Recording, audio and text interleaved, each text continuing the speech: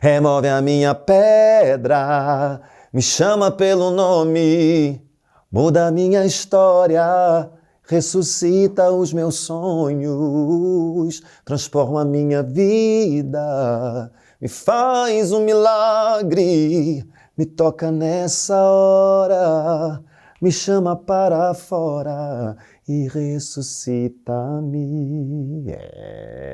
Aplausos, por favor.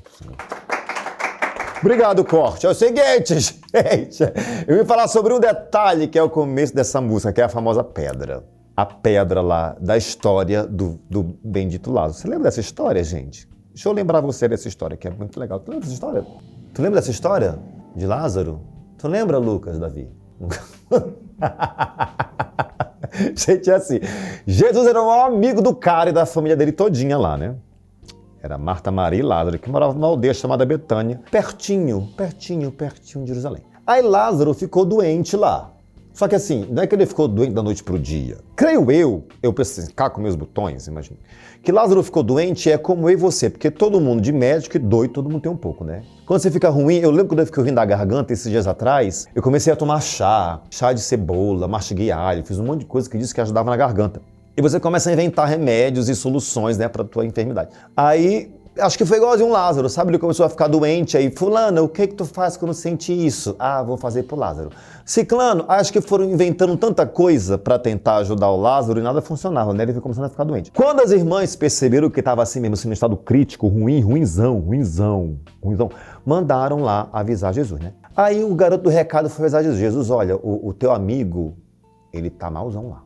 Aí Jesus mandou um recado, olha, fala que ele vai ficar bem, que essa doença aí não é pra morte não, é pra glória de Deus. Tudo bem, ele deu o recado. Aí o menino voltou e deu o recado, né? Só que Lázaro morreu.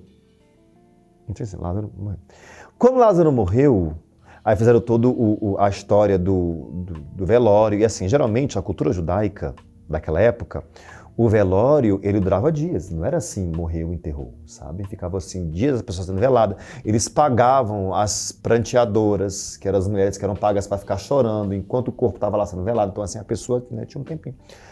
E assim, depois que ele foi enterrado, 4 dias depois, Cristo aparece em cena. E aí, pessoal, quando Cristo...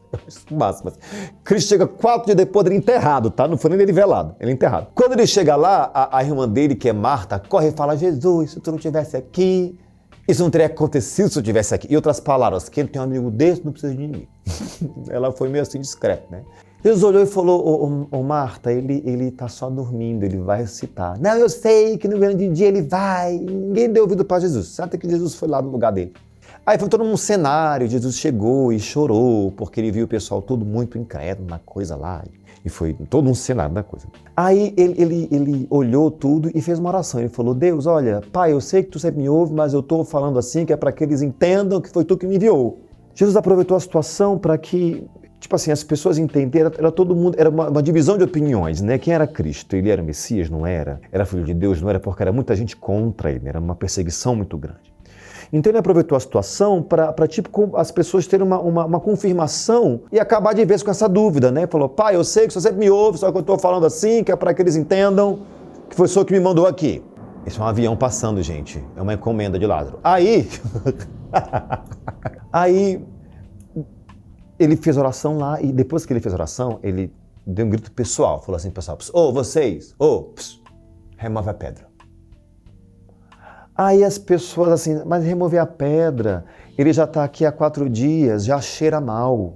Ele falou, remova uma pedra. Aí o povo obedeceu, removeu a pedra. Quando tiraram a pedra de lugar, aí ele gritou e falou assim, Lázaro, vem para fora. Quando ele gritou, geralmente as pessoas, eles eram enterrados, né, não era enterrado, né, ele era colocado nesse estilo de cova, né, em cavernas assim, colocava uma pedra para lacrar, que era um pouco até longe da cidade, por causa do cheiro, né, do defunto lá. E só que as pessoas eram envoltas em um pano, né? Colocavam algumas especiarias na pessoa, eram envoltas no pano e colocavam um lenço na cabeça, ou então enrolava-se tudo, né? Lázaro foi todo colocado em ataduras, né? Aí quando ele falou, Lázaro, vem pra fora, aquela coisa pula do túmulo, assim, enrolado em um monte de pano. Meu irmão, eu não sei você. Gente, olha, eu tinha baixado em mim um papaléguas que eu pegava uma carreira tão grande uma hora dessa, eu desapareceria, eu sumiria, só de pavor. E uma pessoa que eu vi a pessoa lá, estando, entendeu? Sendo velada. Eu lembro de uma história, vou contar uma história que eu lembro. Foi num local que tinha morrido uma senhora, assim, muito querida, assim, chamada Madalena, inclusive, muito querida mesmo. Aí quando a gente chegou lá para velar o corpo dela, estava eu e um amigo meu chamado Jorge. Aí todo mundo chorando, todo mundo comovido com a partida da dona Madalena e tudo. Gente, perto da mão dela, eu vi assim o pano levantar, sabe? E ela estava lá sendo velada. Eu vi o pano mexer, eu falei assim, nossa, começou a me dar um nervoso. Eu falei, ai meu Deus do céu. Eu falei, Senhor, se eu quer operar um milagre, me avisa antes, porque senão eu vou morrer bem aqui. Apavorado, né? Aí eu falei, Jorge, ele falou, o que foi? Eu falei, Jorge, ela tá mexendo a mão. E Jorge, que mexendo a mão? Ela tá mexendo a mão, porque eu vi a mão dela assim, embaixo do pano. Ele, que mexendo a mão, Bruno? Eu falei, olha lá. Que ele parou, olhou e viu o pano levantar. Ele, ai meu Deus do céu. Ei, Bruno, o que a gente faz? Eu falei, meu irmão, não sei, eu tô aqui me tremendo todinho. Eu apavorado com essa mulher se levantar do nada. Só que alguém foi agitar o caixão e mexeu o pano. Quando a pessoa mexeu o pano, aí voou uma mosca varejeira, que era uma mosca que estava levantando um pano de cetim, que é levinho, não tem? Eu não ia saber que era uma mosca, a primeira mão da mulher. E só nessa possibilidade, eu quase morro do coração, imagina você vendo um morto pular de uma sepultura.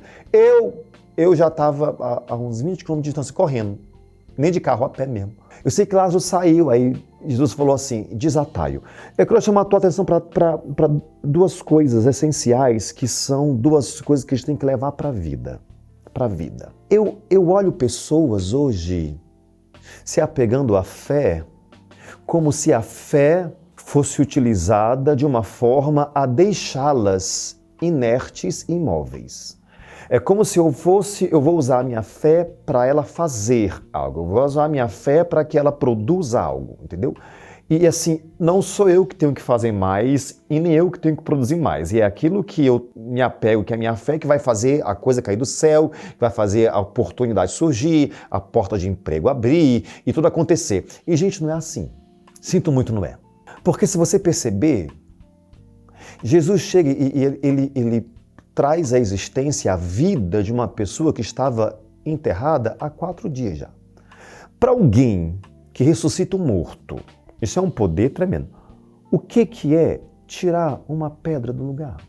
Ele podia muito bem assim, né, falar pedra, pá, sabe, tipo assim, X-Men, explode, vira, tipo assim, né, tipo o Doutor Estranho, a pedra só desaparece. Ele podia fazer isso, gente. Só que sabe o que é legal? Ele fala assim, ó, remova uma pedra.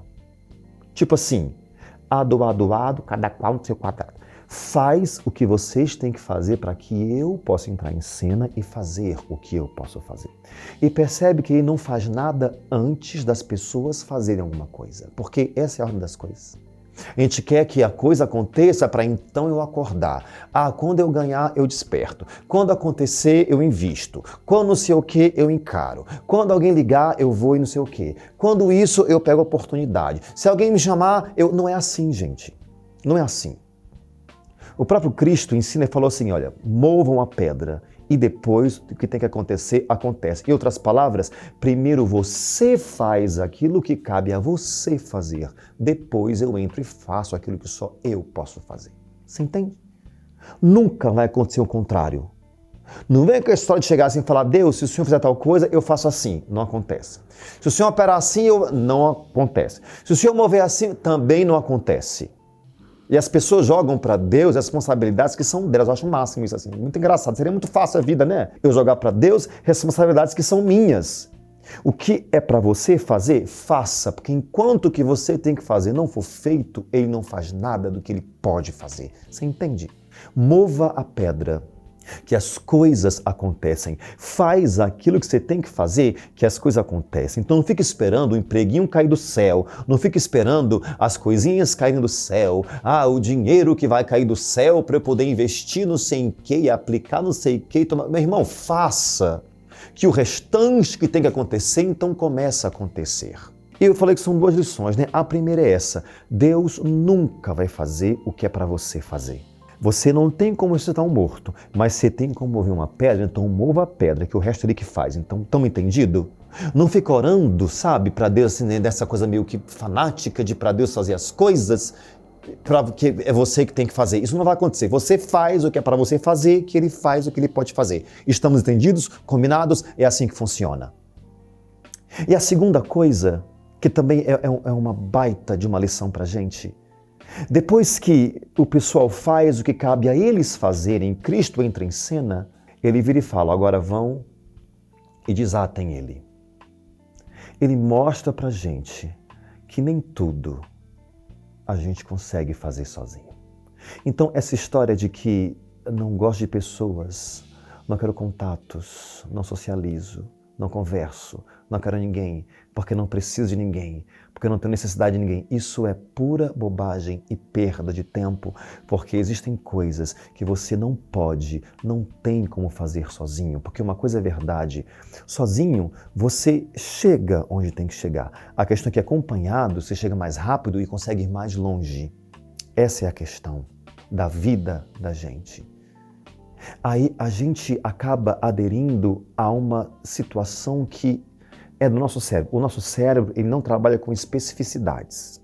Como assim, Bruno? Neurociência isso aqui, tá? O nosso cérebro, ele não trabalha com especificidades. Para o nosso cérebro é assim. Quando ele marca alguma coisa que foi para ele meio que impactante de um modo meio que negativo, tudo associado àquilo vai ser negativo. Como? Olha só essa. Tinha uma pessoa que ela estava vindo do trabalho no fim da tarde, passou por uma rua, já tipo assim, 5h30, 6 da tarde, numa penumbra, era uma rua cheia de árvores, e nessa rua ela foi assaltada, dentro do carro dela. Ela ficou muito nervosa, porque foi a mão armada, quase ela perde a vida, e foi muito traumático. Muitos anos depois, tipo 8 ou 12 anos depois, essa pessoa, ela tinha o hábito de visitar a mãe após o trabalho, e a mãe dela tinha se mudado. E o caminho que ela fazia para chegar até a casa da mãe era um caminho que era uma rua cheia de árvores, e geralmente ela fazia esse caminho entre 5h30 e 6 da tarde, que era a hora que ela saía do trabalho. Então, quando ela saía do trabalho, ela pegava o carro, ia para a casa da mãe, passava por essa rua, já na penumbra do entardecer, início da noite, nessa rua cheia de árvores, e toda vez que ela passava por essa rua, indo para a casa da mãe, ela sentia que o coração palpitava, ela sentia reações de ansiedade, preocupação, inquietação. Ela falou, Bruno, olha, eu acho que eu estou doente, eu tenho que procurar um médico. Eu falei, por quê, fulana? Porque toda vez que eu vou para casa da minha mãe, sabe, eu sinto palpitação, eu tenho assim um pânico, é uma coisa de um medo, e é sempre que eu vou para casa da minha mãe, não é nem outro lugar. Poxa, Bruno, é minha mãe, me dou tão bem com ela, eu não sei que situação é essa, eu tenho que procurar um médico, um psiquiatra, um psicólogo, sei lá, para poder me tratar. Eu falei, fulana, vamos aqui fazer uma apanhada da nossa vida. Olha, ela nem lembrava da situação. Que há 8 ou 12 anos atrás, entre 5h30 e 6 da tarde, ela passava por uma rua, no entardecer, início da noite, uma rua cheia de árvores, lá ela foi assaltada. O que aconteceu com o cérebro? O cérebro não trabalha com especificidades, então para ele, passar numa rua 12 anos depois, que ele reconhece como sendo uma rua na penumbra, com árvores, sinal de perigo, ele logo alerta o coração e fica todo o corpo trabalhando, preparado para uma fuga. Vem o pânico, a ansiedade, a inquietação, a aceleração cardíaca, porque o corpo está trabalhando por um sinal cerebral de que tem um perigo eminente. E não tem perigo nenhum. É porque para o cérebro uma coisa liga a outra. Então tem pessoas que, por uma experiência ruim com amizades, é porque então nenhuma amizade presta mais. E quando alguém tenta se aproximar, o cérebro liga o alerta. Opa, olha... isso aqui, olha esse de amizade, olha essa pessoa se aproximando, já vimos essa cena antes, sabemos como é que isso acaba, e a pessoa começa a se munir de todos os recursos para evitar aproximar-se, não acredita mais em ninguém, cria barreiras com as pessoas, tem dificuldade de socializar. Por quê? Porque ninguém presta, porque ninguém presta, porque ninguém presta. Sabe, tira essa mentalidade, esse que chamam de mindset, né? Muda essa mentalidade e entenda que existem coisas que você precisa da ajuda de pessoas para serem feitas e executadas. Era muito difícil Lázaro sair da cova e tirar de si mesmo todas as ataduras que estavam envolvendo o corpo dele, dos pés à cabeça. Então Jesus falou, ajudem ele. 2 lições para hoje. Primeiro, faça o que você tem que fazer. E nunca jogue para Deus uma responsabilidade que é só sua. Mova a pedra. E segunda, entende que Por mais competente, habilidoso, perspicaz, N coisas e qualidades que você tenha, existem coisas que você não tem condições de fazer sozinho. Entendido isso, se prepara, porque abraçando essas duas práticas para a vida, meu irmão, minha irmã, gente, é só sucesso. Te vejo no topo. Atenção, povo da Pedra Removida! Segue a gente, pessoal.